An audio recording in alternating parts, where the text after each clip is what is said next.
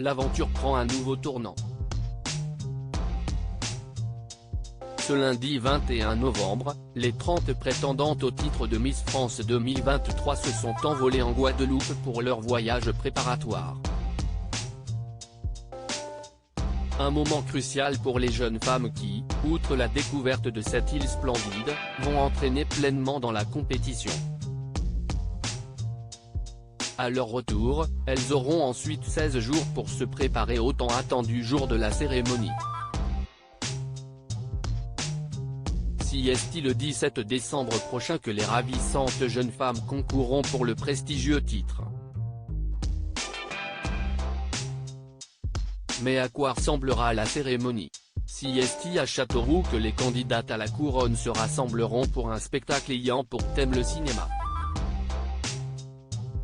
On reste dans cette dynamique mise en place il y a 2 ans de proposer davantage un spectacle qu'un défilé à la Victoria's Secret, s'enthousiasme Frédéric Gilbert, le producteur artistique de l'émission.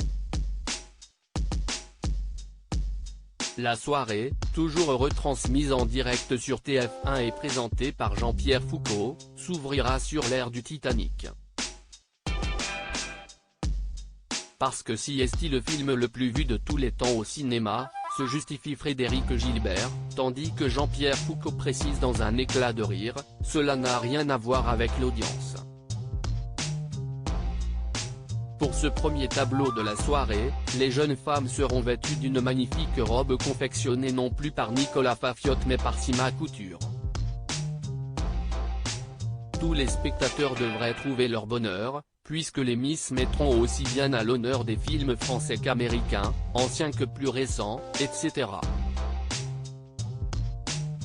Ainsi, Harry Potter, les Avengers ou encore Amélie Poulain auront droit à leur tableau imaginé par le metteur en scène Stéphane Jarny.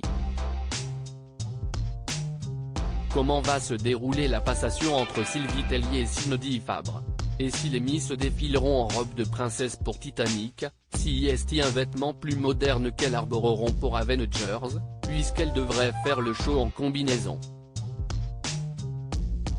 Tout au long de la soirée, finalement 9 tableaux que les spectateurs pourront observer, soit un supplémentaire par rapport à l'élection 2022.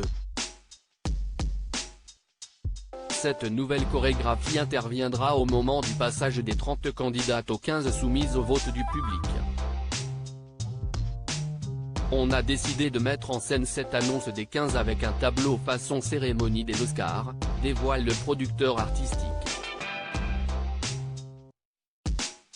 Surtout, Jean-Pierre Foucault donnera de sa personne cette année. Jean-Pierre vous prépare une surprise sur le prime, annonce Frédéric Gilbert, sans toutefois révéler quelle sera la teneur de cette surprise. Mais un autre moment risque de faire couler beaucoup d'encre, celui de la passation de pouvoir entre Sylvie Tellier et Cindy Fabre.